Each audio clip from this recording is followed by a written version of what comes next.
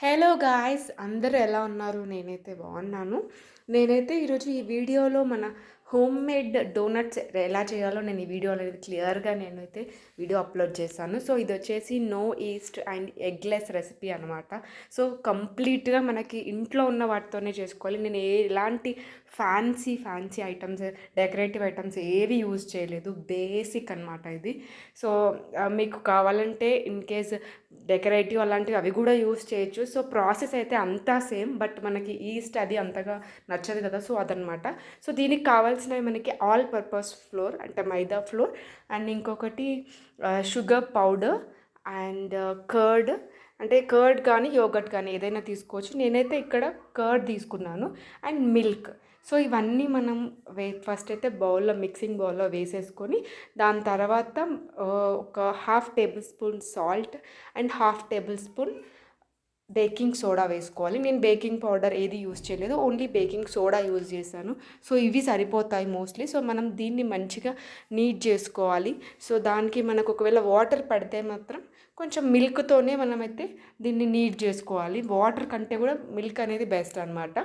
So నేనైతే ఇక్కడ కొంచెం సాఫ్ట్గానే చేశాను, ఎందుకంటే మనం ఇది కొంచెం దీనికి రెస్ట్ టైం అనేది ఇవ్వాలి. సో అప్పుడు మనకి డ్రై అయిపోతుంది. సో అలా అని చెప్పేసి నేనైతే సాఫ్ట్గానే కొంచెం వాటరీగానే నేనైతే ఇక్కడ నీడ్ అనేది చేశాను. సో ఫస్ట్ మనం నీడ్ చేసిన తర్వాత ఇలా వీడియోలో చూస్తున్నట్టు నీడ్ అయితే చేయాలి కంప్లీట్గా. నేనైతే కొంచెం వాటరీ చేశాను. సో ఇలా చేసిన తర్వాత ఒక ఫస్ట్ హాఫ్ అన్ అవర్ వరకు ఇలా పెట్టాలి. దాని తర్వాత మనం నీట్ చేసే ముందు గీ కానీ బటర్ కానీ కొంచెం రాసి దానిపైన బౌల్తో మనం కవర్ చేసి ఒక 1 అవర్ వరకు రెస్ట్ అనేది ఇవ్వాలి. సో దాని తర్వాత ఇది హాఫ్ అన్ అవర్ తర్వాత మళ్ళీ ఒకసారి నీట్ చేయాలి. జస్ట్ ఒక 2 మినిట్స్ అలా మంచిగా నీట్ చేస్తే ఏంటంటే అది మనకి ఫ్రై చేసేటప్పుడు లోపల కానీ అంత సాఫ్ట్గా వస్తుంది. సో 1 అవర్ తర్వాత ఇలా అయితే మనకు అయిపోద్ది. చూసారు కదా నేను ఎంత వాటరీ చేశాను, బట్ అయినా కూడా ఇది డ్రైగానే అయిపోయింది. సో ఇప్పుడు మనము చపాతీలాగా మనం ఇన్ కేస్ మనకి అవసరం ఉంది, పిండి కొంచెం స్టిక్కీగా ఉంది అని అనుకుంటే మాత్రం డ్రై ఫ్లోర్తో మనం అనేది చపాతీలాగా చేసుకోవాలి. సో మళ్ళీ ఒకసారి ఒక 2 to 3 మినిట్స్ నీట్ చేసుకున్న తర్వాత చపాతీలాగా చేసుకొని గ్లాస్ కానీ మనకి ఎలాంటి shape in case big donuts కావాలనుకుంటే పెద్ద క్యాప్ కానీ పెద్ద గ్లాస్ కానీ దాంతో చేయొచ్చు. అండ్ మధ్యలో హోల్కి మాత్రం మనం బాటిల్ క్యాప్ యూజ్ చేయొచ్చు అనమాట. షేప్ అనేది కంప్లీట్లీ మన ఇంట్రెస్ట్. సో మోస్ట్లీ నేనైతే చిన్న సైజ్ చేశాను, పెద్ద సైజ్ చేశాను.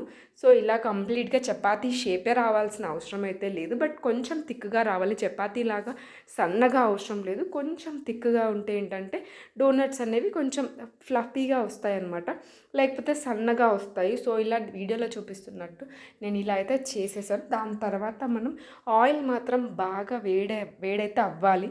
అంటే నార్మల్గా మనం అన్ని డీప్ ఫ్రై ఐటమ్స్కి చాలా వరకు డీప్ ఫ్రై చేయాలనుకుంటే మాత్రం కంపల్సరీగా ఏ డీప్ ఫ్రై ఐటమ్స్ అయినా కూడా పక్కా ఆయిల్ వేడైన తర్వాత వేస్తేనే అది మంచిగా ఫ్రై అవుతుంది. చూసారు కదా వీడియోలో కలర్ ఎంత బాగా వచ్చిందో.